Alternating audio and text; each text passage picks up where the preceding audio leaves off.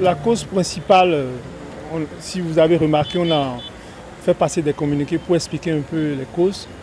Les causes premières, c'est le déficit de production. Les autres causes sont en dehors des déficits de production, des travaux qui ont occasionné pas mal de gênes au niveau des conduites.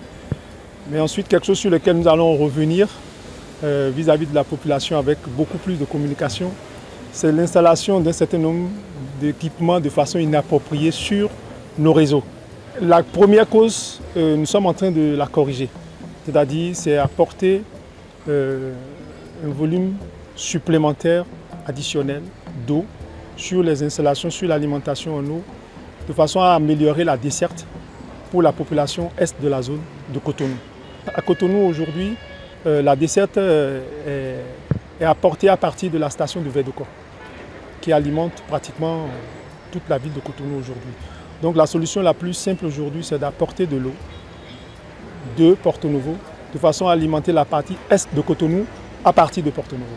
C'est ça qui justifie les forages que nous sommes en train de faire et en mesure d'urgence, sous instruction du gouvernement. Nous sommes allés sur le terrain aujourd'hui pour voir dans quelles conditions, à quel rythme ces forages-là s'exécutent. Nous devons apporter 400 m3 de débit supplémentaire à Cotonou, à la partie est, c'est ce que nous sommes en train de faire. Et à partir des champs de captage que nous avons vus tout à l'heure à Djara, on va transporter l'eau de ces champs de captage en passant par Sémé jusqu'à Akwakwa, avec la construction d'une nouvelle station à Sémé et à l'alimentation du château d'eau de PK10 pour pouvoir augmenter la capacité de production pour cette zone et soulager les populations à très court terme. C'est ce que nous sommes en train de faire. Donc nous sommes allés sur le terrain avec le bureau d'études, mes collaborateurs, pour voir ce que l'entreprise de forage est en train de faire, donner des conseils de façon à ce qu'on tienne dans les calendriers et que ce projet démarre pour pouvoir permettre d'alimenter la partie est de Cotonou, non plus uniquement à partir de Verdecor, parce qu'on ne va pas supprimer l'alimentation à partir de Verdecor, ça peut rester en backup, mais alimenter de façon préférentielle la partie est de Cotonou à partir des nouvelles installations que nous sommes en train de développer.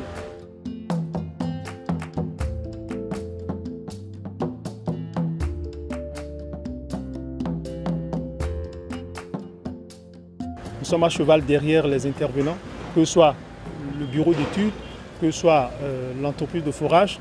D'ici la fin du mois, on aura fini les forages. Le bureau d'études travaille activement avec mes collaborateurs pour finaliser les études. Et puis nous allons faire aussi ces travaux en urgence. Et je peux dire d'ici fin 2023 en 2024, déjà c'est une conjugaison de solutions. Si on arrive à faire l'intervention qui permet aujourd'hui au réseau de respirer et ne plus être siphonné, ça peut améliorer la situation. Nous avons d'autres mesures que nous sommes en train de faire à partir de la station de Verdecor aujourd'hui avec la direction de l'exploitation de la SONED qui améliore la situation.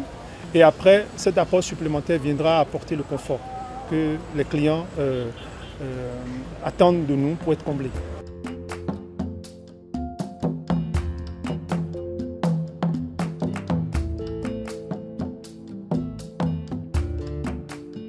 Ce qui se fait aujourd'hui dans le secteur de l'eau au Bénin, sur le continent est inédit.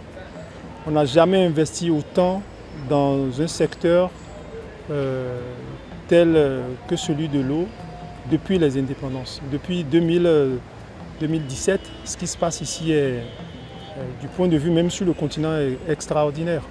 Et les équipements sont en train, comme vous l'avez vu, les équipements sont en train d'être renouvelés.